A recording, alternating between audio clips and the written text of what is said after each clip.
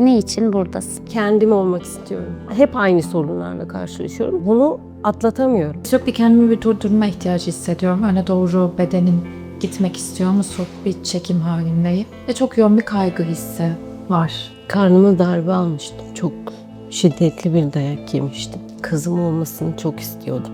Orada çok yıkılmıştım. Sen suçlu hissedecek bir şey yapmadın. O senin sisteminde, sadece kabul etmen gerekiyor. Tek tek yüzleşmeni istiyorum. Tek tek yaslarını bitirmeni istiyorum.